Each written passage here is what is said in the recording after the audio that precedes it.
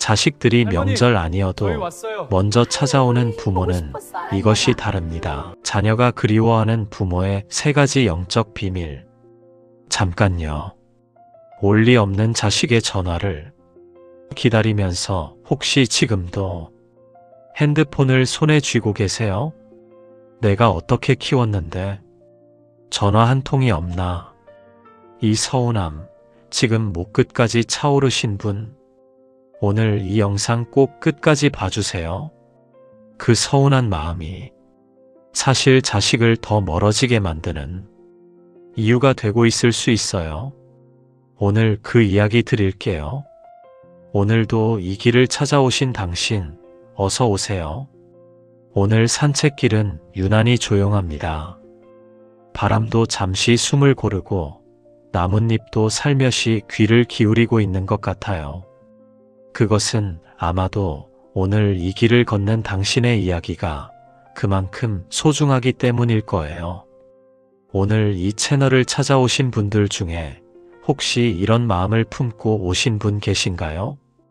명절이 지나고 나서 텅 빈 집에 혼자 앉아 계신 분, 자녀가 다녀가긴 했는데 뭔가 형식적인 느낌이 들어서 더 쓸쓸하신 분, 아니면 명절에도 오지 않은 자녀 때문에 마음이 무거우신 분, 성경이 말하는 부모와 자녀의 관계.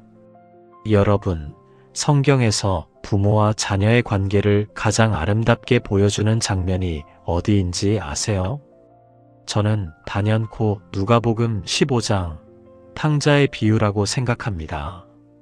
아버지를 떠나 먼 나라로 간 아들, 재산을 다 탕진하고 돼지우리에서 쥐엄 열매를 먹게 된 아들. 그 아들이 정신을 차리고 집으로 돌아오기로 결심했을 때 아버지는 어디에 있었나요? 누가복음 15장 20절은 이렇게 말합니다. 아직도 거리가 먼데 아버지가 그를 보고 측은히 여겨 달려가 목을 안고 입을 맞추니. 아직도 거리가 먼데 아버지는 매일 그 길목을 바라보고 있었습니다. 아들이 돌아오는 길을 포기하지 않고 기다리고 있었어요. 그리고 아들이 보이자마자 달려갔습니다. 체면도 나이도 생각하지 않고. 이것이 하나님이 우리에게 보여주시는 부모의 모습이에요. 기다리되 집착하지 않고, 사랑하되 묵지 않고, 그리워하되 강요하지 않는 것. 오늘 이 산책에서 우리가 걸어갈 3가지 숲은 바로 이 탕자의 아버지처럼 자녀가 스스로 돌아오고 싶게 만드는 부모가 되는 길입니다. 오늘 이 영상을 끝까지 들으시면 3가지를 가져가실 수 있어요. 첫째, 자녀가 나를 멀리하는 영적인 이유를 알게 되십니다. 둘째, 자녀가 명절이 아니어도 먼저 전화하게 만드는 3가지 비밀을 갖고 가십니다. 셋째, 오늘부터 당신의 노후가 외로움에서 그리움으로 바뀌기 시작합니다. 자, 주님의 평안을 등에 업고 저와 함께 걸어볼까요? 첫 번째 숲, 자녀에게 안식처입니까? 심판대입니까? 오늘 이 숲에서 걸어갈 말씀은 시편 15편 1절입니다. 여호와여, 주의 장막에 머물 자 누구 오며 주의 성산에 사는 자 누구 오니까? 사람은 누구나 무거운 곳보다 편한 곳을 찾아가게 마련입니다. 이것은 본능이에요. 피곤한 하루를 마치고 집에 들어왔을 때 잔소리와 한숨이 기다리고 있다면 우리는 자연스럽게 집에 들어가는 발걸음이 느려지게 됩니다. 자녀도 마찬가지예요. 입술 점검, 나는 어떤 말을 하고 있나? 솔직하게 여쭤볼게요. 자녀와 통화할 때 혹은 자녀가 왔을 때 어떤 말이 먼저 나오시나요? 요즘 몸이 여기저기 아프다. 돈 쓸 데가 많아서 힘들다. 옆집 누구 아들은 해외여행도 보내줬다더라.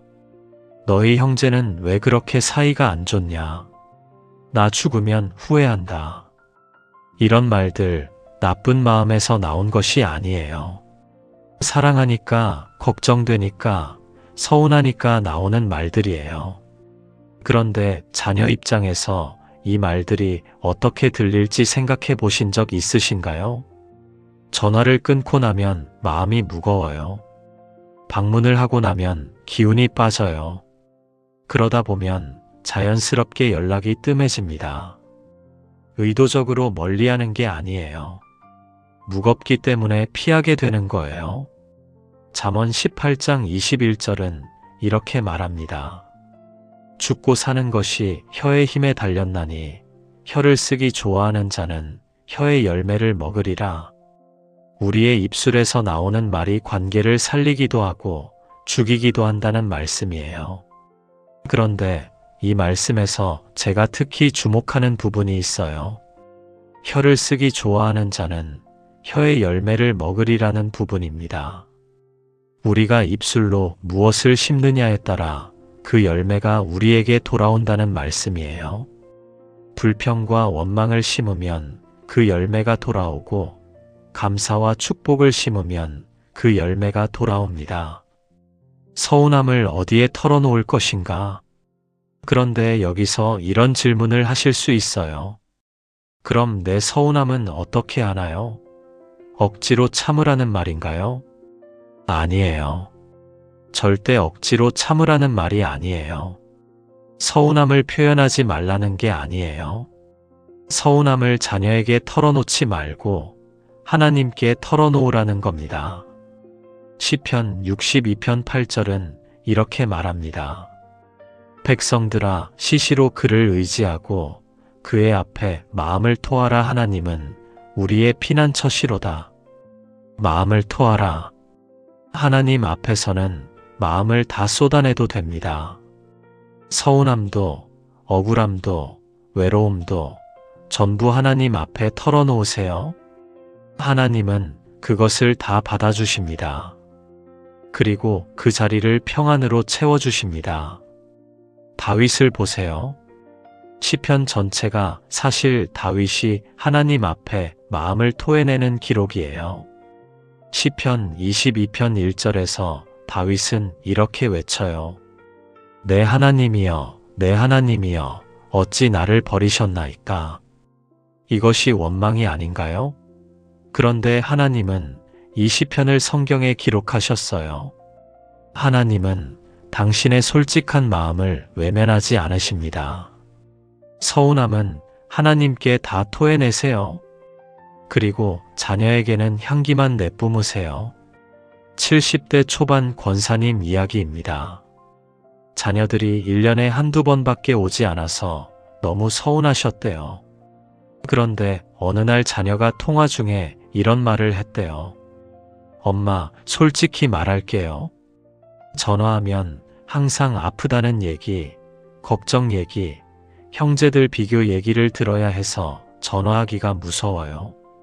그 말이 비수처럼 꽂혔대요. 그날 밤 그 어머니는 하나님 앞에서 오래 울었다고 하셨어요. 그리고 한 가지를 결심하셨대요. 서운함은 하나님께만 털어놓고 자녀에게는 딱 3가지 말만 하기로요. 고맙다. 잘하고 있다. 사랑한다. 처음엔 어색했대요. 입에서 잘 안 나왔대요. 그런데 억지로라도 했대요. 그렇게 석 달을 했더니 자녀가 먼저 전화를 하더래요. 엄마 요즘 왜 이렇게 행복해 보이세요? 에베소서 4장 29절은 이렇게 말합니다. 무릇 더러운 말은 너희 입 밖에도 내지 말고 오직 덕을 세우는데 소용되는 대로 선한 말을 하여 듣는 자들에게 은혜를 끼치게 하라. 덕을 세우는 말, 은혜를 끼치는 말. 자녀와의 통화가 끝났을 때 자녀의 마음이 가벼워지는 말. 그것이 자녀를 다시 불러오는 첫 번째 비밀입니다. 쉬게 하시는 하나님처럼. 시편 23편 2절은 이렇게 말합니다. 그가 나를 푸른 풀밭에 누이시며 쉴만한 물가로 인도하시는도다. 하나님이 우리에게 어떤 분이신지 보여주는 말씀이에요. 심판하시는 분이 아니라 쉬게 하시는 분, 책망하시는 분이 아니라 회복시키시는 분, 우리가 자녀에게 그런 존재가 될 수 있을까요? 자녀가 세상에서 치이고 상처받고 돌아왔을 때 부모님 목소리를 들으면 숨이 트이는 그런 존재. 마태복음 11장 28절에서 예수님은 이렇게 말씀하셨어요. 수고하고 무거운 짐진 자들아, 다 내게로 오라. 내가 너희를 쉬게 하리라. 예수님은 무거운 짐진 자들을 부르십니다. 그리고 쉬게 하신다고 하세요. 우리가 자녀에게 그런 부모가 될 수 있다면 자녀는 세상에서 무거운 짐을 지고 지칠 때마다 부모님을 찾아올 거예요. 오늘부터 한 가지만 바꿔보세요. 자녀에게 전화할 때 첫 마디를 이렇게 시작하세요. 너 생각이 나서 전화했어. 잘 지내고 있지? 보고 싶다. 서운함은 하나님 앞에 내려놓고 자녀에게는 향기만 내뿜으세요. 그 향기가 자녀를 불러옵니다. 두 번째, 숲 당신만의 영적 정원을 가진 부모는 매력적입니다. 오직 여호와를 앙망하는 자는 새 힘을 얻으리니 독수리가 날개치며 올라감 같을 것이요 다른 박질하여도 곤비하지 아니하겠고 걷고 또 걸어도 피곤하지 아니하리로다. 이사야 4031. 자식에게만 안테나를 세우면 생기는 일. 자녀가 전화를 안 하면 내 세상이 무너지는 것 같은 느낌 혹시 드세요? 자녀가 연락을 안 하면 하루 종일 핸드폰만 들여다보게 되고 밥맛도 없고 잠도 안 오고 자녀의 연락 하나에 하루의 행복이 결정되는 분 계시죠? 이것이 왜 문제냐면 두 가지 이유예요. 첫째, 당신이 시들어버립니다. 자녀에게만 모든 인생의 안테나를 세우고 있으면 당신의 영혼이 메말라요. 자녀의 연락이 없는 날은 기쁨도 없고 생기도 없는 사람이 되어버립니다. 둘째, 자녀가 부담을 느낍니다. 내가 연락 안 하면 부모님이 하루 종일 기다리신다는 걸 아는 자녀는 연락하는 게 의무처럼 느껴지기 시작해요. 사랑해서 하는 연락이 아니라 죄책감 때문에 하는 연락이 되는 거예요. 갈라디아서 5장 1절은 이렇게 말합니다. 그리스도께서 우리를 자유롭게 하려고 자유를 주셨으니 그러므로 굳건하게 서서 다시는 종의 멍에를 매지 말라. 자녀를 자유롭게 하세요. 부모의 기대와 집착이라는 멍에를 자녀의 목에 걸지 마세요. 자유로운 자녀가 오히려 스스로 돌아옵니다. 충만한 삶이 자녀를 불러온다. 70대 후반의 권사님 이야기입니다. 자녀들이 자주 찾아오는 이유를 물었더니 이런 답변을 해주셨대요. 저는 자녀한테 기대지 않아요. 대신 매일 아침 말씀을 묵상하고 작은 텃밭을 가꾸고 이웃 할머니들과 찬양 모임을 해요. 제 삶이 충만하니까 자녀가 와도 안 와도 흔들리지 않아요. 그런데 신기하게 자녀들이 자주 와요. 와서는 엄마 어떻게 그렇게 행복해 보여요? 하고 물어봐요. 이분의 이야기를 읽으면서 저는 깨달았어요. 자녀를 불러오는 힘은 집착이 아니라 충만함이에요. 빌립보서 4장 11절은 이렇게 말합니다. 어떠한 형편에 있든지 자족하기를 배웠노라. 자족. 지금 이 자리에서 충분하다는 것을 아는 것. 자녀의 연락이 없어도 이미 하나님 안에서 충만한 삶을 사는 것. 그 충만함이 향기가 되어 자녀를 불러옵니다. 사도 바울이 이 말씀을 쓸 때 어디에 있었는지 아세요? 감옥이에요. 빌립보서는 바울이 감옥에서 쓴 편지예요. 자유도 없고 편안함도 없고 언제 죽을지도 모르는 그 상황에서 어떠한 형편에 있든지 자족하기를 배웠다고 말합니다. 이것이 얼마나 놀라운 고백인가요? 우리도 자녀의 연락이 없는 상황에서도 하나님 안에서 자족할 수 있어요. 그 자족함이 우리를 생기 있게 만들고 그 생기가 자녀를 불러옵니다. 영적 정원을 가꾸는 3가지 방법. 여러분의 영적 정원을 가꾸는 방법을 3가지 말씀드릴게요. 첫째, 하나님과 단둘이 걷는 시간을 만드세요. 매일 아침 30분 성경 한 구절을 읽고 그 말씀과 함께 산책하세요. 이것이 에녹의 산책길의 시작이기도 해요. 창세기 5장 24절은 에녹에 대해 이렇게 기록합니다. 에녹이 하나님과 동행하더니 하나님이 그를 데려가심으로 세상에 있지 아니하였더라. 에녹은 하나님과 동행했습니다. 매일매일 하나님과 함께 걸었어요. 그 동행이 에녹을 특별한 사람으로 만들었습니다. 하나님과 동행하는 사람에게는 특별한 빛이 납니다. 자녀들이 그 빛을 보고 찾아옵니다. 둘째, 나를 기쁘게 하는 것을 찾으세요. 그림 그리기, 텃밭 가꾸기, 요리, 찬양 모임, 독서, 뜨개질, 무엇이든 좋아요. 당신이 즐겁게 하는 것이 있을 때 당신의 눈빛이 달라집니다. 전도서 3장 12절은 이렇게 말합니다. 사람들이 사는 동안에 기뻐하며 선을 행하는 것보다 더 나은 것이 없는 줄을 내가 알았고, 기뻐하며 사는 것, 이것이 하나님이 우리에게 주신 선물이에요.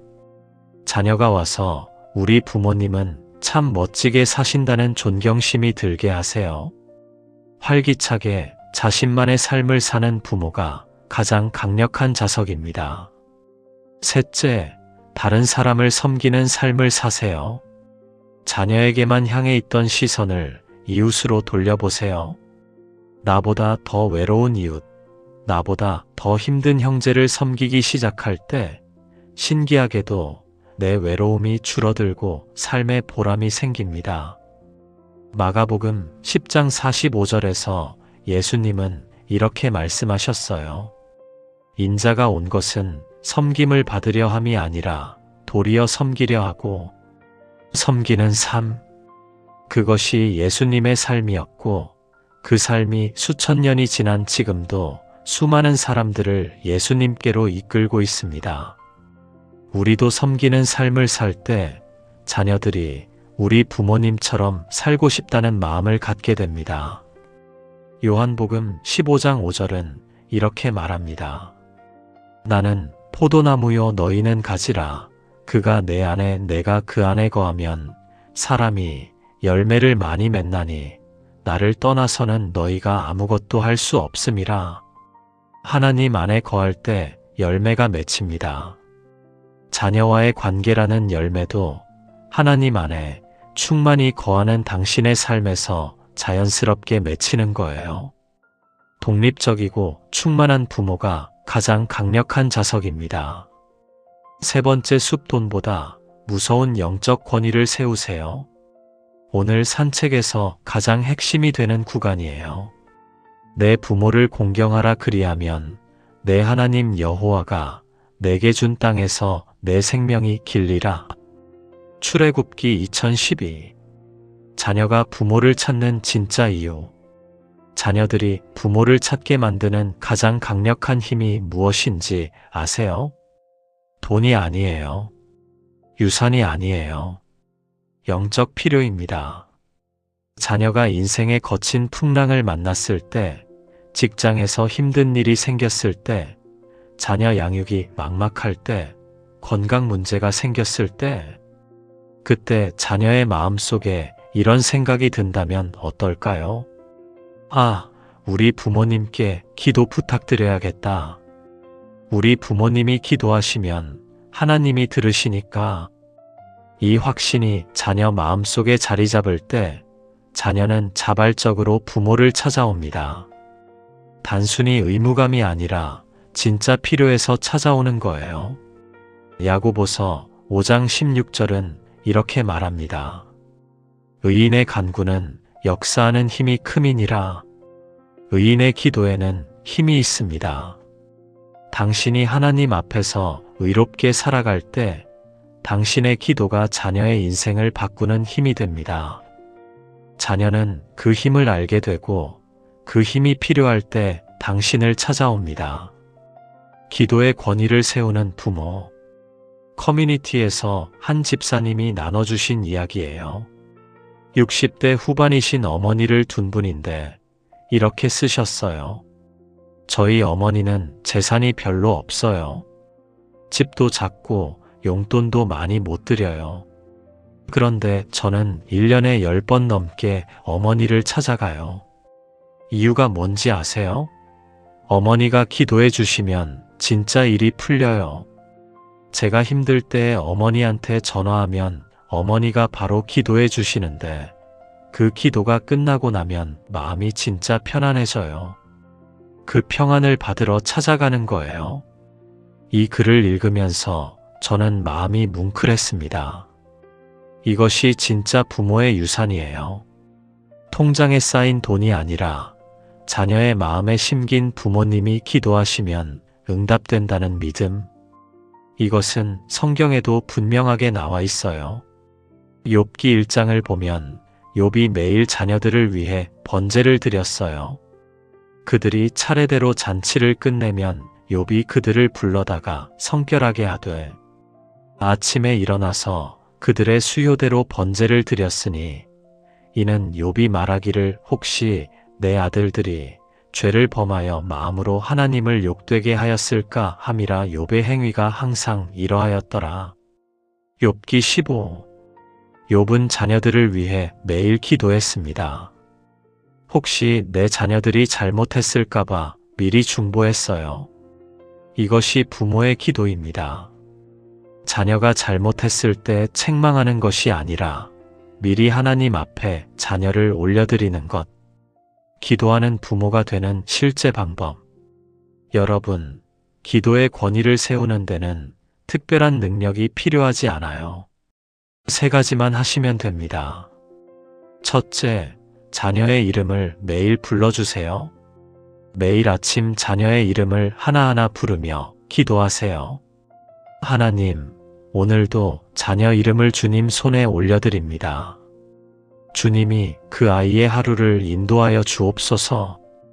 이 기도가 자녀에게 직접 전해지지 않아도 괜찮아요. 하나님이 그 기도를 들으시고 자녀의 마음을 움직이십니다. 그리고 신기하게도 기도하면서 당신의 마음도 자녀를 향한 원망에서 사랑으로 바뀌기 시작합니다. 둘째, 자녀에게 기도를 제안하세요. 자녀가 힘든 일을 말할 때 조언 대신 이렇게 말해보세요. 그래, 정말 힘들겠다. 엄마가 기도해 줄게. 지금 같이 기도할까? 처음에는 어색해하는 자녀도 있을 거예요. 그런데 그 기도가 1번, 2번 쌓이면서 자녀의 마음에 부모님의 기도는 힘이 있다는 믿음이 심겨집니다. 셋째, 응답받은 기도를 나눠주세요. 있잖아. 엄마가 지난번에 내일로 기도했는데 하나님이 이렇게 응답하셨어. 이런 이야기를 자녀와 나눠보세요. 자녀가 하나님의 살아계심을 부모를 통해 경험하게 됩니다. 로마서 8장 26절은 이렇게 말합니다.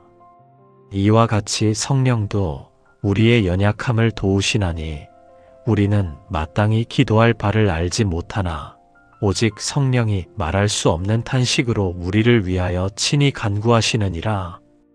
우리가 어떻게 기도해야 할지 몰라도 괜찮아요. 성령님이 우리를 위해 친히 간구하십니다. 그러니 긴 기도, 잘된 기도가 아니어도 됩니다. 진심으로 자녀의 이름을 부르며 드리는 짧은 기도, 그것으로 충분합니다. 인생의 스승이 되는 부모. 자녀가 당신을 단순히 나를 낳아준 부모가 아니라 인생의 스승으로 여기게 만드는 방법이 있어요. 첫째, 말씀으로 살아가는 모습을 보여주세요. 어떤 어려운 상황이 생겼을 때 당신이 말씀을 붙들고 흔들리지 않는 모습을 자녀가 보게 되면 자녀는 부모에게서 삶의 지혜를 배우게 됩니다. 둘째, 용서하는 모습을 보여주세요. 억울한 일이 생겼을 때 원망하지 않고 용서하는 부모의 모습은 자녀에게 가장 강력한 신앙 교육이 됩니다. 에베소서 4장 32절은 이렇게 말합니다. 서로 친절하게 하며 불쌍히 여기며 서로 용서하기를 하나님이 그리스도 안에서 너희를 용서하심과 같이 하라. 하나님이 우리를 용서하셨듯이 용서하는 것. 이 용서의 모습이 자녀에게 가장 깊은 신앙의 씨앗을 심어줍니다. 셋째, 감사하는 습관을 보여주세요. 아프고 힘든 상황에서도 감사를 찾아내는 부모의 모습은 자녀의 마음 속에 우리 부모님은 뭔가 다르다는 경외감을 심어줍니다. 데살로니가전서 5장 18절은 이렇게 말합니다. 범사에 감사하라. 이것이 그리스도 예수 안에서 너희를 향하신 하나님의 뜻이니라. 범사에 감사하는 부모. 아픈데도 감사하고 힘든데도 감사하고 외로운데도 감사하는 그 모습이 자녀에게 세상 어떤 말보다 강력한 메시지를 전합니다. 잠언 31장 28절은 이렇게 말합니다. 그의 자식들은 일어나 감사하며 자녀가 일어나 감사하는 부모. 그것이 오늘 우리가 함께 걸어온 산책길의 목적지입니다. 결론, 집착에 손을 놓는 순간 기적이 시작됩니다. 3가지 비밀 정리. 여러분, 드디어 오늘의 산책 마지막 길에 다다랐습니다. 오늘 걸어온 3가지 비밀을 다시 한번 정리해 볼게요. 첫 번째, 입술을 바꾸세요. 서운함은 하나님께만 털어놓고 자녀에게는 고맙다, 잘하고 있다, 사랑한다는 말만 하세요. 당신이 자녀의 안식처가 될 때 자녀는 돌아옵니다. 두 번째, 영적 정원을 가꾸세요. 자녀에게만 모든 안테나를 세우지 말고 하나님 안에서 충만한 삶을 사세요. 당신이 생기 있고 매력적인 사람이 될 때 자녀가 먼저 찾아옵니다. 세 번째, 기도의 권위를 세우세요. 자녀가 힘든 일이 생겼을 때 가장 먼저 부모님 생각이 나도록 하세요. 의인의 기도가 역사하는 힘이 있음을 자녀가 경험하게 하세요. 탕자의 아버지처럼. 오늘 산책 처음에 나눴던 누가복음 15장 탕자의 비유로 다시 돌아가겠습니다. 탕자의 아버지는 아들이 돌아오기를 기다리면서 무엇을 했을까요? 성경에 직접 나오지는 않지만 저는 이렇게 상상해봐요. 아마 아버지는 매일 자기 삶을 살았을 거예요. 밭을 경작하고 일꾼들을 돌보고 하나님께 기도하고 그리고 매일 그 길목을 한 번씩 바라봤을 거예요. 집착이 아닌 기다림으로. 그 아버지가 아들 녀석이 왜 안 오냐며 매일 통곡하고 먹지도 않고 마시지도 않고 폐인처럼 지냈다면 아들이 돌아왔을 때 반겨줄 힘이 없었을 거예요. 그런데 아버지는 건강하게 살아 있었고 아들을 보자마자 달려갈 힘이 있었어요. 당신도 그 아버지처럼 사세요. 자녀를 기다리되 집착하지 마세요. 하나님 안에서 충만하게 살아가면서 자녀가 돌아올 그날을 준비하세요. 베드로전서 5장 7절은 이렇게 말합니다. 너희 염려를 다 주께 맡기라. 이는 그가 너희를 돌보심이라. 자녀에 대한 염려를 주님께 맡기세요. 자녀를 향한 집착의 손을 펴서 주님 손에 올려드리세요. 그 손을 놓는 순간 하나님이 그 손을 잡으십니다. 그리고 하나님이 일하기 시작하십니다. 마무리 기도. 자, 이제 오늘의 산책을 마치는 기도로 함께하겠습니다. 두 손을 펴고 하늘을 향해 올려드리며 함께해요. 사랑하는 하나님, 오늘 이 산책길까지 걸어오신 부모님들을 기억하여 주옵소서. 원리 없는 자녀의 전화를 기다리며 핸드폰을 만지작거리신 분들, 명절이 지나고 텅 빈 집에 혼자 앉아 계신 분들, 내가 뭘 잘못한 건지 모르겠다며 눈물을 삼키신 분들, 오늘 주님의 따뜻한 품으로 안아주옵소서. 주님, 우리가 고백합니다. 자녀를 향한 서운함을 오늘 주님 앞에 다 내려놓습니다. 집착의 손을 펴서 자녀를 주님 손에 올려드립니다. 대신 우리의 입술에서 감사와 축복이 흘러넘치게 하옵소서. 우리의 영혼이 주님 안에서 충만하게 하옵소서. 우리의 기도가 자녀의 인생을 바꾸는 힘이 되게 하옵소서. 탕자의 아버지처럼 기다리되 집착하지 않는 넉넉한 부모가 되게 하옵소서. 자녀가 세상에서 지칠 때 가장 먼저 생각나는 안식처가 되게 하옵소서. 자녀가 힘들 때 가장 먼저 기도를 부탁하고 싶은 기도의 사람이 되게 하옵소서. 오늘 이 영상을 들으신 모든 부모님의 가정에 회복을 허락하여 주옵소서. 자녀가 먼저 전화를 걸어오는 날, 먼저 찾아오는 날이 오게 하옵소서. 당신의 노후가 외로움이 아닌 그리움으로 가득 차게 하옵소서. 예수님의 이름으로 기도드립니다. 아멘. 오늘 밤 잠들기 전 자녀의 이름을 부르며 딱 한 번만 선포해 보세요. 나는 오늘부터 자녀의 안식처가 되겠습니다. 그 선포가 오늘 밤 당신 자녀의 마음을 움직이는 성령의 바람이 될 것입니다.